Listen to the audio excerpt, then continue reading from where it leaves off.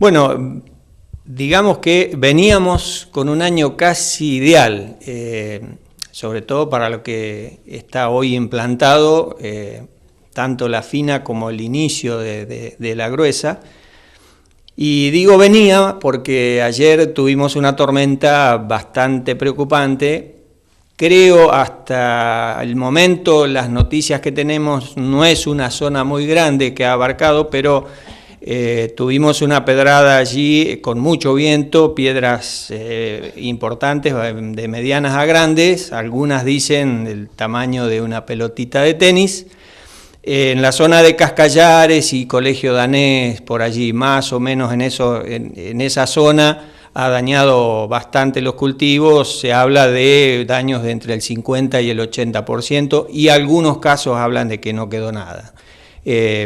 Así que bueno, por supuesto que eso lo mejor es evaluarlo en unos días y se verán los daños. Casi nadie hoy por hoy deja de hacer su segura de granizo, así que estimo que esa área, muchos de esos productores los conozco, son clientes de Mutualdán, la gran mayoría, así que creo yo que están cubiertos en ese sentido.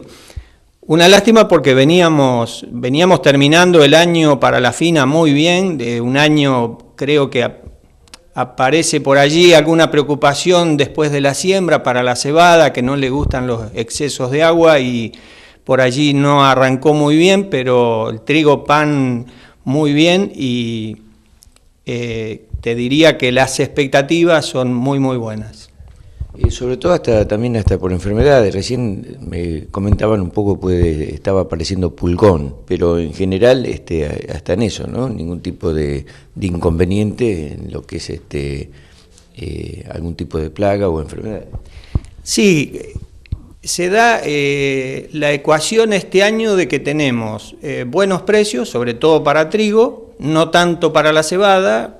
Hasta hoy los precios son menores que los del año pasado, pero igualmente es una ecuación bastante beneficiosa y la relación con los productos, con los insumos, con los fertilizantes, con los agroquímicos no había variado mucho o al mejorar el precio del trigo, lógicamente mejoran las relaciones y veníamos haciendo, creo, los tratamientos casi preventivos de fungicidas y allí aprovechás y siempre que ves algún pulgón también agregás un poquito de insecticida para ir tratando esa aparición de plagas. Lógicamente, después hay algún sector que por allí no hizo el tratamiento de fungicidas y apareció el pulgón solo y bueno, hubo que hacer un tratamiento específico para pulgón. Pero todo muy a tiempo y yo te diría que sin ninguna clase de pérdidas de rendimiento ni nada que complique el potencial que veníamos alcanzando. Freddy, el año pasado se habló mucho de rama negra y que había que tener mucho cuidado en la previa, tener en cuenta ni bien arranca para hacerle la aplicación. ¿Han sido más cuidadosos los productores en este caso? Sí, los productores y los técnicos.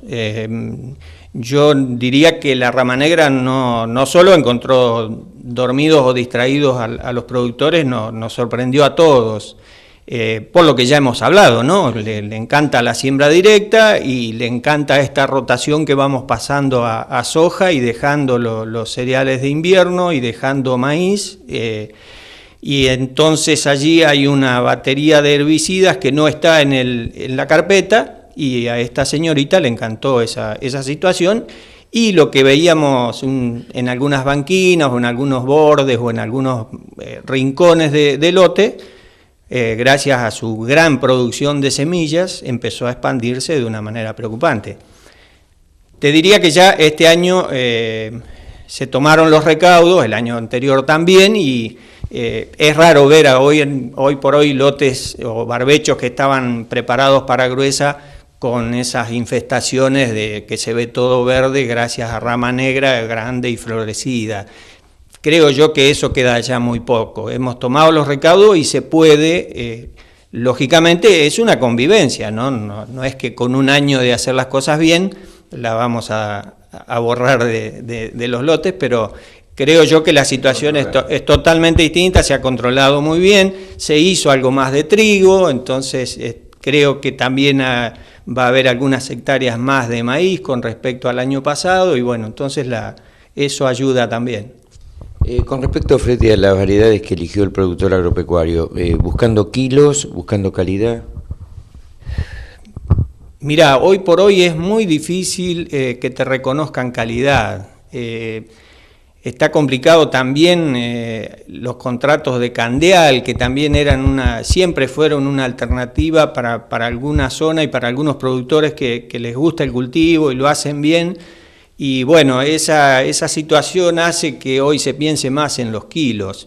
De cualquier manera, ya no tenemos esas variedades francesas típicas, como siempre decimos, nuestro ejemplo clásico, el Baguette 10, que lógicamente ya genéticamente venía con una calidad francesa, y por más que nosotros le agregáramos fertilizantes, hiciéramos todas las cosas bien y tratáramos de que termine con una buena proteína, una buena calidad, no la tenía per se. Entonces hemos, creo yo, encontrado ahora algunas variedades, los nuevos que equilibran un poco, y aún con altos rindes, por decir un número, 6.000 kilos hoy se pueden conseguir con una proteína aceptable para el molino, y por allí hacer una comercialización beneficiosa en cuanto a todas las bonificaciones que hay por calidad. Definida lo que es fina, se puede hacer ya un planteo de lo que el productor le va a destinar a gruesa, y puntualmente si la soja le va a seguir ganando al girasol, ¿no? Sí, lamentablemente para mí, y creo yo que algunos más, que nos gusta un poco la rotación. Girasol y trigo, yo tengo allí una carpeta de más o menos son 2.000 hectáreas de gruesa. El año pasado eran unas 1.700 de soja, 100 de maíz y 200 de girasol. Y yo le decía ahí cuando estábamos programando el año, le digo, lamentablemente no tengo ningún argumento para defenderlo al girasol. Porque digamos, aún ya con los CL y que dejan el lote limpio y alguna bonificación allí que hacen después las aceiteras, aún así no me quedaban ningún argumento más como para restarle hectáreas a la soja en ese momento. Y después fui a la carpeta, y esos campos empezaron con soja de segunda en el 2005. O sea que en 7 años, 7, 8 años de haber hecho la primera soja de segunda, ya se invirtió totalmente la torta de rotación. Tenemos a la soja, te vuelvo a repetir, teníamos la soja con 1.700 y maíz y girasol en un rinconcito, como decimos, bueno, porque tengo hacienda voy a hacer un poco de maíz, y porque, no sé, no lo quiero dejar al girasol, voy a hacer algo. Y este año veníamos con precios equilibrados en 1.500 pesos, por allá por el mes de abril, abril, mayo. Entonces, bueno, era una discusión otra vez bueno, algún lote de girasol voy a hacer, pues están igual, por allí se empezó a despegar el precio de la soja, llegó a los 2.000, y el de girasol está ahí en los 1.500. No hay ninguno de esos contratos por allí un poco más beneficiosos de afijar o que te den una bonificación por aceite, por ácidos o por los oleicos, como decimos. También eso desapareció, o está muy complicado para conseguir eso. Y entonces, bueno, otra vez la soja va a ganar. Y bueno, es otra situación la de maíz, que acompañó con un buen precio, y por allí el que ya tiene un mercado a feedlot, tiene por allí una negociación mucho más directa con el dueño del feedlot en cuanto a humedad, en cuanto a el recibo es un poco más, digamos, más conveniente para los dos, porque suele pasar que mandamos maíz al puerto y por esas cosas de la comercialización aparece que está mucho más húmedo de lo que nosotros medimos en el lote, y está complicado, y tiene no sé qué, y tiene olor, y tiene...